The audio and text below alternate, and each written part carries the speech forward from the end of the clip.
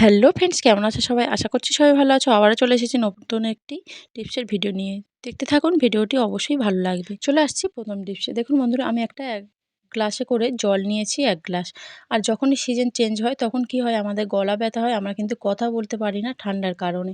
তাই দেখুন আমি একটা ছুরি নিয়েছি। আর জলের গ্লাসে আমি ছুরিটা কিন্তু গরম করে নিয়েছি। তো যেকোনো জিনিস থেকে আপনারা ছুরিটা গরম করে নিতে পারেন।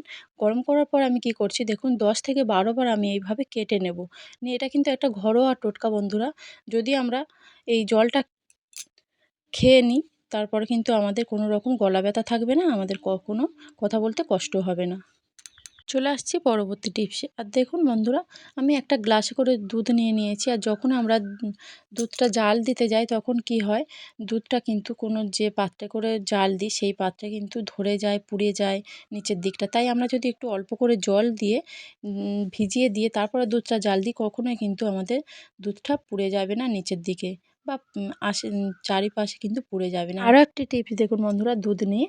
তো দুধ যখন আমরা জাল দিই বেখেয়ালে গ্যাসের মধ্যে বসিয়ে দিয়ে, হয়তো বেখেয়ালে কোথাও একটু কাজে কর্মে ব্যস্ত হয়ে যায়, তখন কিন্তু দুধ উতলে আমাদের পড়ে যায়। তাই দেখুন আমি একটু হাত দিয়ে দেখুন যে পাত্রটা দুধ ঢেলেছি সেই পাত্রের মধ্যে ঘি কিন্তু লাগিয়ে দিয়েছি। দেওয়ার ফলে কিন্তু দেখুন আমার দুধটা উতলে উঠছে, কিন্তু নিচে পড়ে গিয়ে গ্যাসটাও নষ্ট হবে না আর দুধটাও নষ্ট হবে না। অবশ্যই কিন্তু এই টিপসটা বাড়িতে অ্যাপ্লাই করবেন। চলে আসছি পরবর্তী টিপসে। আর দেখুন বন্ধুরা, কিছুটা আমি জিরা নিয়ে নিয়েছি। এই টিপসটা কিন্তু আপনাদের পক্ষে অনেকটাই গুরুত্বপূর্ণ, কেন আমাদের শরীরের পক্ষে কিন্তু অনেকটাই গুরুত্বপূর্ণ টিপস। তো আমরা যখনই বাজার থেকে জিরা কিনে নিয়ে আসি, জিরা তরকারি বেটে দিই, তো এই তরকারির মধ্যে দেখা যায় কিচকিচে একটা ভাব থাকে, ধুলো নোংরা জিরার মধ্যে থেকে যায়। আর তাই যদি আমরা আটা চালনি দিয়ে এইভাবে চেলে নিই তাহলে কিন্তু অনেকটাই নোংরা বেরিয়ে যাবে।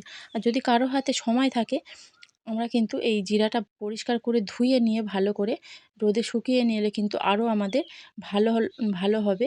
আর অনেকের হাতে সময় থাকে না, এইভাবে যদি করে নেয় কোনো অসুবিধা কিন্তু হবে না। চলে আসছি পরবর্তী টিপসে। আর দেখুন বন্ধুরা, আমি একটা সাদা ড্রেস নিয়েছি, যেটা বাচ্চারা পরে স্কুলে যায় বা পিটি ক্লাস থাকে। এরা ধরনের ড্রেস কিন্তু বাচ্চাদের থেকে থাকে। আর বাচ্চারা দুষ্টুমি করেই কিন্তু পেনের কালি লাগিয়ে দেয় এই জামার মধ্যে। তো এই সাদা জামার মধ্যে কিভাবে পেনের কালি লাগলে সহজেই উঠে যাবে, এমন একটি টিপস নিয়ে আপনাদের সামনে চলে এসেছি। আর যেখানে দেখুন উম যে পেনের কালিটা লেগেছে, সেই কালির নিচের দিকে কিন্তু আমি একটা পেপারের কাগজ দিয়ে দিয়েছি। দেওয়ার পরে আমাদের সবার বাড়িতে কিন্তু স্প্রে থাকে, বডি স্প্রে বা সেন্ট যেগুলো থাকে সেটা দিয়ে কিন্তু দেখুন দেওয়ার পরে অনেকটাই কিন্তু হালকা হয়ে গেছে এই যে পেনের কালির দাগটা। তারপরে আমি হাত দিয়ে একটু ডলে দিলাম। ডলে দেওয়ার পরে দেখুন অনেকটাই কিন্তু হালকা হয়ে গেছে। আর তারপরে আমি একটা ব্রাশ নিয়ে ভিজিয়ে তারপরে আমি ব্রাশটা দিয়ে যে ড্রেসটা নিয়েছিলাম তার মধ্যে দেখুন ডলার পরে কত সহজেই কিন্তু আমাদের যে ড্রেসটা সাদা ড্রেসটা আছে তার মধ্যে থেকে পেনের কালির দাগটা উঠে গেছে। তারপরে আমি আপনাদের সামনে ধুয়ে দেখাচ্ছি কতটা পরিষ্কার হয়ে গেছে, একদম কিন্তু কোনো রকম পেনের কালির দাগটা নেই। অবশ্যই এই টিপটা বাড়িতে অ্যাপ্লাই করতেই পারেন। চলে আসছি পরবর্তী টিপসে। আর দেখুন বন্ধুরা, আমি কিছুটা পেঁয়াজ নিয়েছি। যখন আমরা বাজার থেকে পেঁয়াজটা কিনে আনি, এটা বিশেষ করে বর্ষাকালে হয়, তো পেঁয়াজটা একটু ভেজা ভেজা ভাব থাকে। আর এই পেঁয়াজটা কিন্তু নষ্ট হয়ে যায় কিছুদিনের মধ্যেই। আমাদের কি করতে হবে যাতে আমাদের পেঁয়াজটা ভালো থাকে, যে পাত্রে আমি পেঁয়াজটা রাখবো তার মধ্যে একটা পেপারের কাগজ নিয়ে নিয়েছি। নিয়ে দেওয়ার ফলে কি হবে, পেঁয়াজগুলো এর ওপর রাখার ফলে যে ভেজা অংশ ভাবটা থাকবে, সেই ভেজা ভাবটা কিন্তু পেপার অ্যাবজর্ব করে নেবে। পেঁয়াজটা রাখার পরে কিছুটা ছোট ছোট টুকরো করে কাগজ গোল গোল করে এইভাবে রেখে দিলে পেঁয়াজটা কিন্তু পচে যাবে না, অনেক দিন আমরা ব্যবহার করতে পারবো। চলে আসছি পরের আইডিয়া। দেখুন বন্ধুরা, আমরা যখন আলু ভাজি, আলু ভাজতে গেলে কিন্তু অনেকটাই তেল লাগে, সময়ও অনেকটাই বেশি লাগে। তাই দেখুন আমি ভালো করে কিন্তু আলুটা ধুয়ে নিচ্ছি। ধোয়ার পরে কি করছি দেখুন, অল্প করে লবণ আর হলুদ আমি মাখিয়ে 2 থেকে 3 মিনিট যদি আমরা রেখে দিই, রেখে দেওয়ার পরে দেখবেন ৩ মিনিট পরে আমাদের আলু থেকে জলটা ছেড়ে যাবে।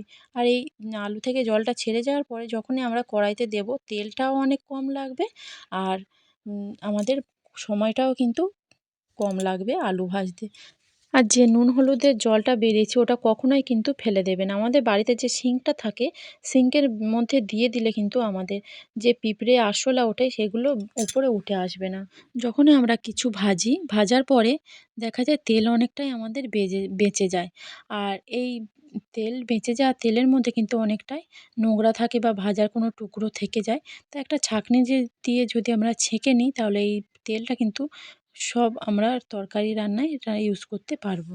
চলে আসছি পরের আইডিয়া। দেখুন কড়াই যখন আমাদের কিছু রান্না করার পরে এরকমভাবে পুড়ে যায় আমরা কিন্তু কিছুতেই সহজেই তুলতে পারি না এই পোড়া ভাবটা। আর এই পোড়া ভাব তুলতে গেলেও কিন্তু অনেকটাই সময় লেগে থাকে। ঘন্টার পর ঘন্টা কিন্তু লেগে যায়। তাই আমি দেখুন হালকা উষ্ণ গরম জল দিয়ে দিলাম বেকিং সোডা আর দিয়ে দিচ্ছি টুথপেস্ট। আর টুথপেস্ট আর বেকিং সোডা কিন্তু আমাদের পোড়া দাগ তুলতে অনেকটাই সহজ করে দেয়। আর এটা আমি ১৫ মিনিট রেখে দিয়েছিলাম। রেখে দেওয়ার পরে দেখুন একটা চামচ দিয়ে হালকা করে কিন্তু আমি এইভাবে ঘষে নিচ্ছি। যেহেতু জল দেওয়া ছিল তাই যে পোড়া দাগটা ছিল কিন্তু আলগা হয়ে গেছে। আলগা হয়ে যাওয়ার ফলে কিন্তু চামচ দিয়ে এইভাবে একটু হালকা নেড়ে নেওয়ার ফলে কিন্তু পোড়া যে দাগটা ছিল সেই দাগগুলো কিন্তু 80% আমাদের উঠে গেছে।